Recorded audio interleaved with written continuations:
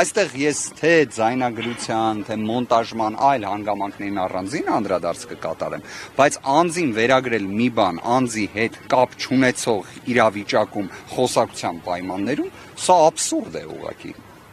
Պարոն Վարդևանյան, մեկ ճշգրտում էլի։ Վստահ եմ դատախազությունից պետք է ներկա լինի հսկող դատախազը, կքննարկենք, տեսնենք, ամեն դեպքում ես դեռ չեմ հիշում դեպք, որ նախաքննական գաղտնիք կազմող տեղեկությունը ինքը քննչականը հանրայնացնի, դրանից հետո անցնի շուրջ 2 շաբաթ ու դրանից հետո մենք խոսենք իբրև քրեական վարույթի, խափանման միջոցի եւ այլ նման ինտենսիվության մասին, անկեղծորեն եմ ասում, իհարկե մենք խոսում ենք քաղաքացիական պայմանագրի կենտրոնական ընտրական հանձնաժողովի մասին, բայց նույնիսկ այդ պայմաններում էլ նվազագույն ողջամտության դեպքում այս միջնորդություններից առնվազն մեկը պետք է մերժվի։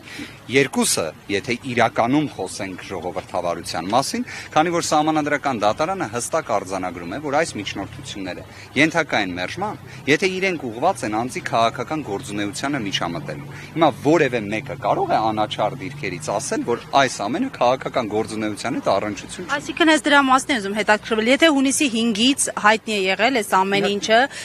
անձը ոչ փախել է, ոչ խուսանավել է,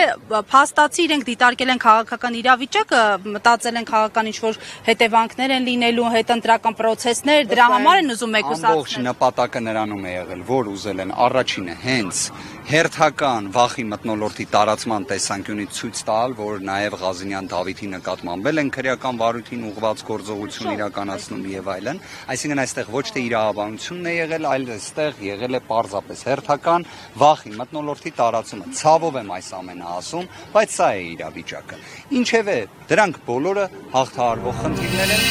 Բաժանորդագրվեք Արմաթ մեդիայի ալիքներին սոցցանցերում, հետևեք մեզ նաև Armat Media AM կայքում։